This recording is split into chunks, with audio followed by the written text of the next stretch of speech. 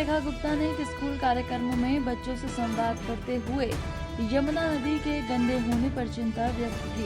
उन्होंने यमुना के सांस्कृतिक, धार्मिक और पर्यावरणीय महत्व को रेखांकित किया और साफ सफाई तथा जल संरक्षण के प्रति बच्चों को जागरूक किया। कि ये यमुना जो है केवल एक नदी नहीं है, ये हम सब की आस्था का, विश्वास का प्रतीक है।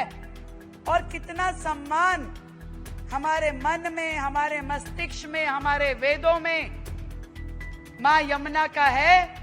इन प्रतियोगिताओं के माध्यम से, इस पूरे फेस्ट के माध्यम से आपने हजारों बच्चों के अंदर जो इस विचार को डालने के लिए काम किया, उसके लिए मेरी ओर से एएसएन ग्रुप को बहुत बहुत बधाई।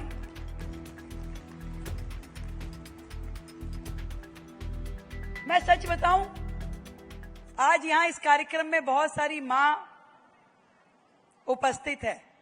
जब बालक बहुत छोटा होता है, आपको सबको ध्यान होगा, 6 महीने के बच्चे को भी कोल्ड ड्रिंक, आइसक्रीम, चॉकलेट का टेस्ट पता होता है कि इसको खाना है, इसको खाने में आनंद आता है।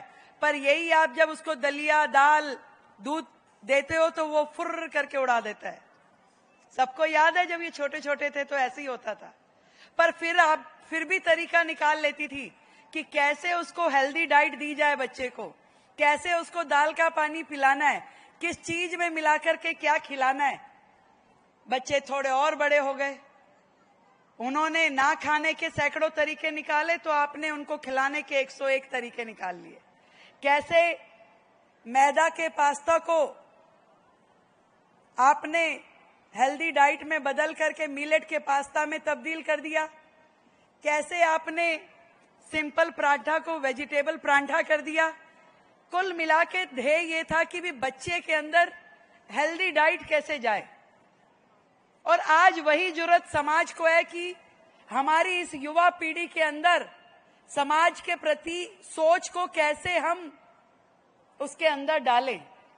तो शायद सीधे सीधे भाषण दोगे, शायद सीधे सीधे कॉन्फ्रेंस करेंगे, कोई वर्कशॉप करेंगे, कोई रिपोर्ट, कोई सर्वे करोगे, तो हो सकता है इस युवा पीढ़ी को समझ में नहीं आता कि यमुना, माँ यमुना हमारे लिए कितनी महत्वपूर्ण है और उस यमुना का गंदा होना हमारे लिए कितना दुर्भाग्यपूर्ण है।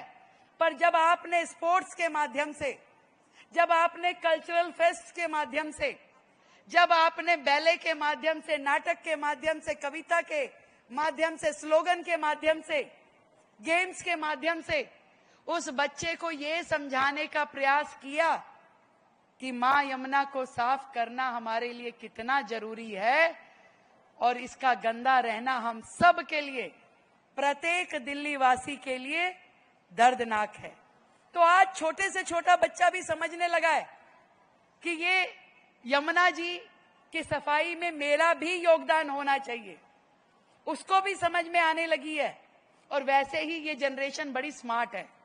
आज आप उसको छोटा सा ब्रीफिंग दो, वो बड़ा सोचने की ताकत रखते हैं। छोटे छोटे बच्चे बड़े बड़े काम करने की क्षमता रखते हैं। और जब आपने विषय दे दिया कि इस शहर को साफ रखना, इस शहर को सुंदर बनाना, यमुना जी को बेहतर करना, ये पूरी सोसाइटी का दायित्व है।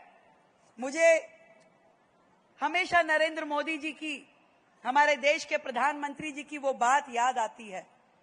उनका हमेशा से सोचना है कि देश को विकसित करना, देश को साफ रखना कोई केवल सरकारों का काम नहीं है भाई, केवल मंत्रियों का काम, सरकार का काम, प्रशासन का काम।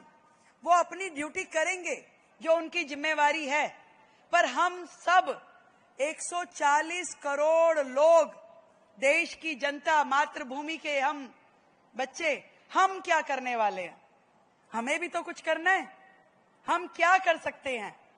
और यदि सच मानिए हर एक भारतीय, चाहे वो ये छोटा सा नागरिक हो जो दूसरी कक्षा में पढ़ता है, या इन सब को पढ़ाने वाली हमारी टीचर, हमारी प्रिंसिपल हो, हर एक व्यक्ति को अपने जिम्मे कोई ना कोई एक काम जरूर लेना पड़ेगा। एक काम देश के नाम। वो काम छोटा हो सकता है, वो काम बड़ा हो सकता है, पूरी यमुना हम साफ नहीं कर सकते, पर हाँ एक घाट पे से कूड़ा उठाने का काम जरूर कर सकते हैं।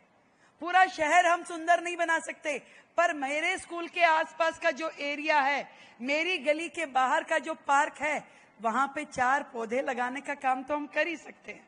तो जब हमने अपने लिए छोटे छोटे टारगेट बना लिए, एक एक कदम भी देश की प्रगति के लिए, सुंदर बनाने के लिए उठा लिया, तो यकीन मानिए ये पूरा देश 140 करोड़ कदम रोजाना आगे